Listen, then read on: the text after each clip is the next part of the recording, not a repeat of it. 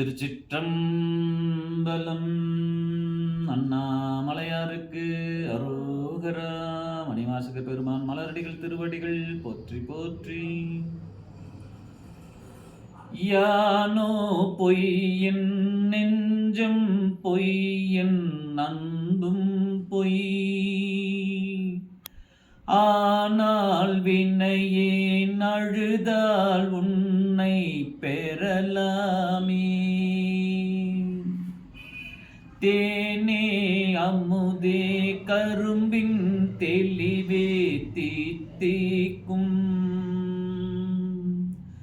மானே அருளாய் அடியேன் உன்னை வந்து உருமாறே.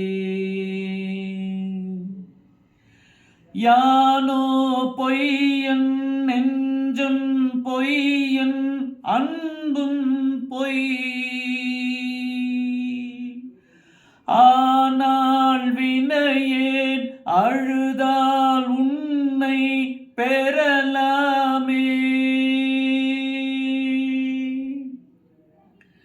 தேனே அமுதே கரும்பின் தெளிவே தீத்திக்கும்.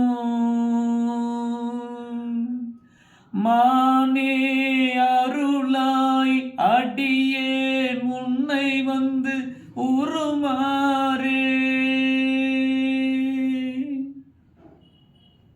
இறைவனே, உன் மீது நான் கொண்ட அன்பு பொய், யானும் பொய், என்னுடைய நெஞ்சம் பொய், என் அன்பும் பொய். இந்த பொய்த்தனமான முகத்தை வைத்துக்கொண்டு உண்மையானவன் போல் நடித்து கொண்டிருக்கிறேன். என் நெஞ்சமோ நிறைய அழுக்குகள் நிறைந்து இருக்கக்கூடிய மனதாக இருக்கிறது. உன் மீது நான் கொண்ட அன்போ பொய்த்தனமாக இருக்கிறது. ஒருவேளை இறைவன் இங்கே தோன்றி நீ வா நம் கைலாயத்திற்கு போகலாம் என்று கனப்பொழுது இங்கே தோன்றி என்னை அழைத்து விட்டாலோ, மனமாகப்பட்டது அவ்வளவு எளிதாக ஒத்துக்கொண்டு அவனோடு பயணிப்பதற்கு மறுக்கும். இன்னும் சில காலம் இங்கு இருக்க வேண்டியது இருக்கிறது, கடமைகள் இருக்கிறது, சில ரகசியங்களை மனைவியிடம் சொல்லிவிட்டு வந்து விடுகிறேன், பிள்ளையிடம் சொல்லிவிட்டு வந்துடுகிறேன், பணம் எங்கே இருக்கிறது, பத்திரம் எங்கே இருக்கிறது, இவையெல்லாம் சொல்லிவிட்டு கூட எனக்கு ஒரு 10 நிமிடம் தாய் என்றுதான் கேட்கும் அளவுக்குத்தான் இந்த மனம் இருக்குமே தவிர, இறைவனே வந்து எழுந்தருளி வா கைலாயத்திற்கு போகலாம் என்று வந்து அவன் அழைத்தால் நாம் போவதற்கு ஏதுவாக இந்த மனம் ஒத்து போவதில்லை. அப்படி அழுக்குகள் நிறைந்த மனம், பொய்யான முகம், பொய்யிலே பிறவி, இந்த மாய பிறவி பொய்த்தனமான பிறவியாகத்தான் நமக்கு கிடைக்கிறது. இப்படி எல்லாம் பொய்யாக இருந்தாலும் ஈசனே, இறைவனே, நமசிவாய என்று ஒருமுறை உன் நாவிலே நீ உச்சரித்து அவனை வேண்டும் என்று நீ விரும்பி அழைத்தால் அவன் வந்து என்ன என்று கேட்கும் அளவுக்கு அவ்வளவு எளிமையானவனான் அந்த எம்பெருமான். ஆனால் அழுதால் உன்னை பெறலாமே என்று சொன்னார். எதற்கொன்னாலும் அவனை அழுது விட்டால் நீ அவனை பெற்று விடலாம். உன்னுடைய கஷ்டங்களுக்கு அழுதாலும் அவன் வந்து நின்று அந்த கஷ்டங்களை, துயர்களை, இடர்களை அவன் நீக்கி விடுவான். நீ அவனே வேண்டும் என்று அழுதாலும் அவனே வந்து அவன் உனக்கு தந்து விடுவான். உன்னுள் புகுந்து விடுவான், அகத்திலே புகுந்து விடுவான். அப்படிப்பட்ட எளிமையானவன் அந்த எம்பெருமான். இந்த மானிட பிறப்பினுடைய அன்பிற்காக இயங்கக்கூடியவன் ஈசன்.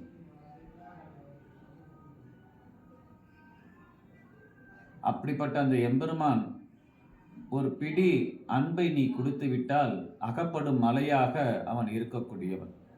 எவ்வளவு பெரியவன்! ஆனால் நீ ஒரு பிடி அன்பை அவனுக்கு பக்தியாக செலுத்தி விட்டால் அந்த பக்திக்காக இங்கே இறங்கி வந்து உன்னை ஆட்கொண்டு விடுவான். அந்த நாமத்தை நீ உச்சரித்து கொண்டே இருந்தால் அது அமுதை போல, கரும்பின் தெளிவை போல மனதும் தெளிவடையும். கரும்பின் தெளிவே என்று சொன்னால் அந்த கரும்பு அப்படியே இருந்தால் அதற்கு அழகாக இருக்காது. ஆனால் அதை சுவைக்கக்கூடிய தன்மை நமக்கு கிடைக்கணும்.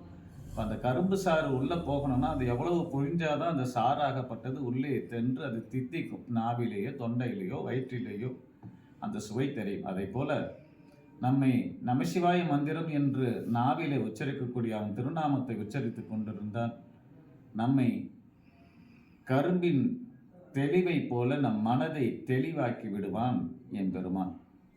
அப்படிப்பட்டவன் அவனோடு நாம் சென்று அடைவதற்கு ஏதுவாக அவனே வந்து நம்மை அழைப்பான், அவனே நம்மை ஆட்கொள்வான் என்பதுதான் இந்த பாடலினுடைய உட்பொருளாக இருக்கின்றது. நமசிவாய். திருச்சிற்றம்பலம்.